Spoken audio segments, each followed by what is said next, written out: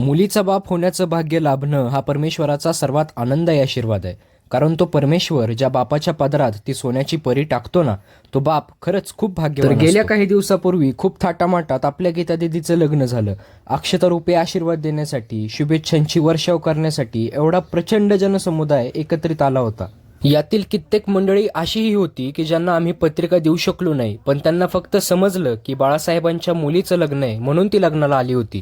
मामा, आज तुला जाऊन जवळजवळ 3 वर्ष होत आली, पण अजूनही तू आमच्या सोबतच आहेस. अजूनही आमचं तुझ्यावर तितकंच प्रेम आहे आणि याच गोष्टीची साक्ष म्हणजे हा प्रचंड जनसागर जो तुझ्या लाडक्या मुलीच्या लग्नासाठी एकत्र आला होता. आज एवढा आनंदायी सोहळा पार पाडत असताना पावला पावलावर तुझी उणीव भासत होती.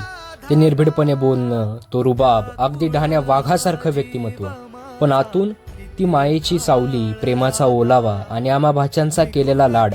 आजही सर्व आठवलं की डोळ्यात नकळतपणे पाणी येतं. आजकालच्या या व्यवहारी जगात लोक पैशामागे पळतात, पण तू तुझ्या आयुष्यामध्ये मनाने श्रीमंत अशी माणसं कमवलीस. मामा, असं म्हणतात की बाप कधी व्यक्त होत नाही. तो त्याचे सगळे अश्रू एका क्षणासाठी साठवून ठेवतो आणि लेक सासरी जाताना ढसाढसा रडतो. आपली गीता दीदी सासरी जाताना तुझी तीच मिठी शोधत होती. मामा, खूप लवकर गेलास, पण तुझ्यासाठी तुझा हा तुळशीदास परिवार सदैव एकत्र येईल आणि बापू, आपण सदैव आठवणीत राहाल.